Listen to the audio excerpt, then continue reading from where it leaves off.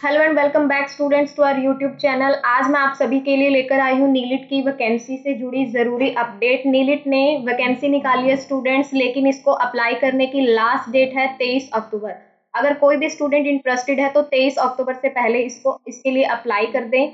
लेकिन अप्लाई करने से पहले आप सभी को इसके बारे में नॉलेज होनी चाहिए कि ये किस लेवल की निकली है, क्या इसका एलिजिबिलिटी क्राइटेरिया है, क्या टर्म्स एंड कंडीशन। तो देखिए स्टूडेंट्स, हम इसको अच्छे से समझते हैं। एडवर्टीजमेंट देख लेते हैं स्टूडेंट सबसे पहले इसकी, यहाँ से सारी चीजें क्लियर हो जाएंगी। तो देखिए एप्लीकेशन जो ये निकली है ये किस किस लेवल के लिए निकली है। सीनियर रिसोर्स पर्सन आईटी के अंदर, senior resource person marketing, resource person data analytics and resource person admin and finance. तो इनके लिए, इन लेवल के लिए पोस्टें वैकेंसियां निकाली हैं नीलिट ने।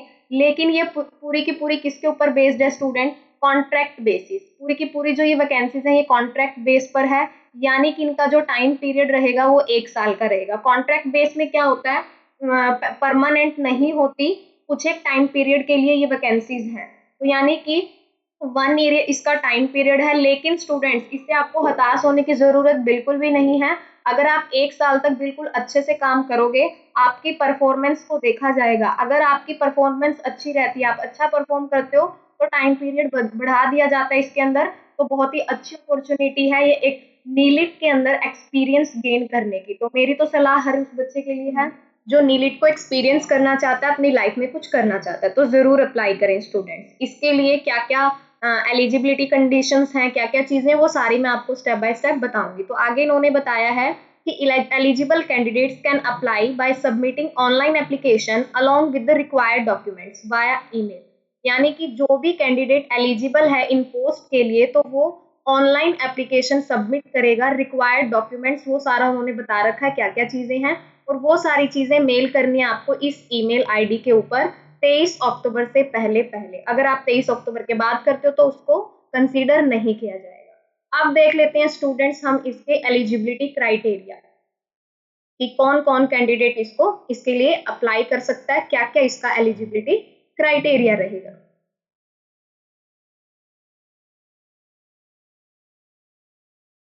सो देखिए स्टूडेंट्स, सबसे जो पहली पोस्ट है senior resource person information technology. Number of post एक ही पोस्ट है, और सैलरी पैकेज आप देख सकते हैं 75,000 पर मंथ। पैकेज बहुत अच्छा है स्टूडेंट्स। अब आप ये मत सोचना कि पूरे इंडिया के अंदर क्या पता कितने लोग अप्लाई करेंगे, मेरा सिलेक्शन होगा या नहीं।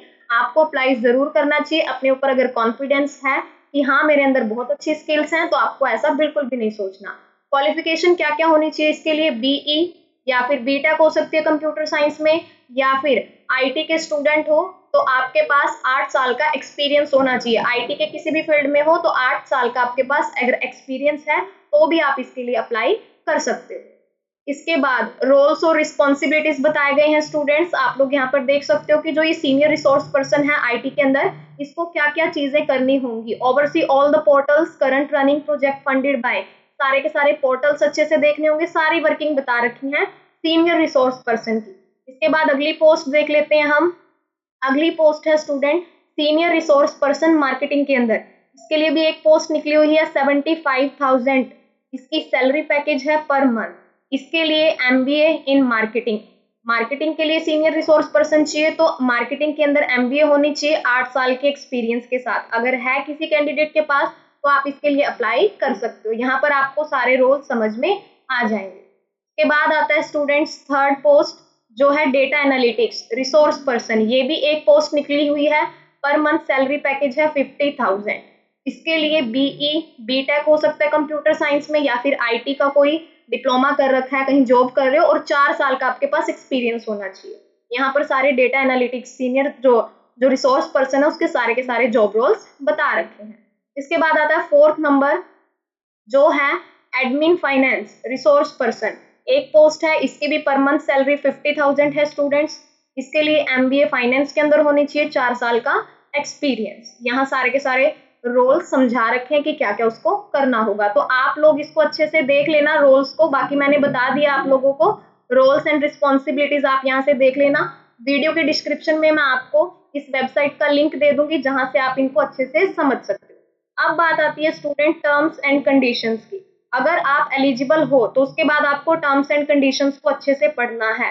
सबसे पहले applicant are required to go through the eligibility criteria carefully, कि जो भी एप्लीकेंट है जो इसके लिए अप्लाई कर रहा है सबसे पहले उसको एलिजिबिलिटी क्राइटेरिया अच्छे से देखना है, उसके बाद ही अप्लाई करना है। Then number of post advertise में वेरी डिपेंडिंग अपॉन रिक्रूटमेंट, जो पोस्ट हैं वो रिक्रूटमेंट पर बेस्ड हैं। इसके बाद आता है the assignment shall be on contract, contract पर बेस्ड है 1 ईयर, जो मैंने आपको सब समझा दिया। इसके बाद आता है students interview, interview date shall be intimated through email. आपको एक चीज बता देती हूँ, नीलिट की जो वैकेंसीज होती है उनका प्लस पॉइंट क्या होता है, उनके लिए कोई एग्जाम देना नहीं होता स्टूडेंट, उसके लिए आपको सिर्फ अप्लाई करना होता है और इंटरव्यू की डेट आती है, सिर्फ आपको इंटरव्यू क्लियर करना होता है। तो इंटरव्यू की डेट आ जाएगी नीलिट की जो रिक्रूटमेंट वेबसाइट है वहां पर इसकी डेट आपको देखने को मिलेगी। इसके बाद आता है the engagement shall be liable to terminate at any time by giving notice of 30 days from either. देखिए स्टूडेंट्स, जैसे ही आपने अप्लाई कर दिया आपको इस वेबसाइट के टच में रहना है, क्योंकि किसी भी टाइम इंटरव्यू की डेट आ सकती है। सबसे पहले ये लोग क्या करेंगे, बहुत सारे कैंडिडेट्स ने अप्लाई कर रखा होगा तो ये लोग शॉर्ट लिस्ट करते हैं कि किस किस कैंडिडेट को लेना है। शॉर्ट लिस्ट करने के बाद ये अपने पोर्टल पे अपनी वेबसाइट पे अपलोड करते हैं। अपलोड करने बाद वो इंटरव्यू की डेट देते हैं, वहां से आप चेक कर सकते हो, टाइमिंग देख सकते हो कि किस टाइम आपका इंटरव्यू होगा। इसके बाद आता है जो आपका इंटरव्यू कंडक्ट किया जाएगा वो ऑनलाइन मोड में होगा और एप्लीकेंट को के पास डेस्कटॉप पीसी लैपटॉप होना चाहिए, प्रॉपर कैमरा कनेक्टेड होना चाहिए, प्रॉपर स्पीकर होना चाहिए और नेटवर्क कनेक्टिविटी होनी चाहिए। बीच में ऐसा नहीं है कि आपके पास प्रॉपर इंटरनेट कनेक्शन नहीं है तो वो एक बैड इंप्रेशन जाता है। तो सारी की सारी चीजें प्रॉपर तरीके से आपको ध्यान में रखनी है। इसके बाद आता है applicant applying for multiple positions, आप मल्टीपल पोजीशंस के लिए अप्लाई कर सकते हैं, वो डिपेंड करता है कि आपकी एलिजिबिलिटी किसके लिए है। इसके बाद scan application form along with the self attested scan copy, आपको इन्होंने एप्लीकेशन फॉर्म दे रखा है उसको फिल करना है और उसके साथ जो भी इन्होंने डॉक्यूमेंट्स की डिमांड की है उन डॉक्यूमेंट्स को सेल्फ अटैच करके उनकी कॉपी इन्होंने बोला है कि इस ईमेल आईडी के ऊपर आपको 23 तारीख से पहले पहले सबमिट करनी है। और डॉक्यूमेंट्स हैं 10th मार्कशीट, 12th मार्कशीट, जो भी आपकी क्वालिफिकेशन डिग्रीज हैं, सर्टिफिकेशन है, वो सारी आप अटैच करोगे। एक्सपीरियंस सर्टिफिकेट आप इसके साथ अटैच करोगे। लास्ट 3 मंथ की पे स्लिप यानी कि अपनी बैंक स्टेटमेंट, क्योंकि अगर आपका एक्सपीरियंस है तो मंथ की जो पे स्लिप होती है वो अटैच करने के लिए बोला जाता है। Date of birth certificate, Aadhaar card, resume, ये सारे डॉक्यूमेंट आपको सबसे पहले स्कैन करने हैं और उनको सेल्फ अटैच करना है और एप्लीकेशन फॉर्म के साथ इनको लगा के जो ईमेल आईडी बताई गई है 23 तारीख से पहले पहले इसके ऊपर आपको भेज देना है। आगे और भी इंस्ट्रक्शंस दे रखी हैं स्टूडेंट्स, तो आप लोग इनको ध्यान से पढ़ लीजिएगा। Candidate are advise to check the website regularly for any information, information के लिए आप रेगुलर इस पर रहें, इसको चेक करें। इसके बाद आता है जो आपकी क्वालिफिकेशंस हैं वो एक रिकॉग्नाइज्ड बोर्ड, यूनिवर्सिटी या इंस्टीट्यूट से होने चाहिए। ऐसा नहीं है कि आपने किसी अनरिकॉग्नाइज्ड यूनिवर्सिटी से उसको कर रखा हो। Pursuing candidate and candidates awaiting result are not eligible, अगर कोई भी कैंडिडेट परस्यूइंग है किसी कोर्स के अंदर या वेट कर रहा है रिजल्ट का, वो इसके लिए एलिजिबल नहीं है। वर्क डन ड्यूरिंग इंटर्नशिप, अगर किसी भी टाइम आपकी इंटर्नशिप रही है कहीं पर भी, वो इंटर्नशिप का जो टाइम पीरियड है वो आपके एक्सपीरियंस के अंदर काउंट नहीं किया जाएगा। तो ये कुछ एक स्टूडेंट्स इंस्ट्रक्शंस दे रखी हैं, इनको आपको अच्छे से समझना है, अच्छे से पढ़ लेना है।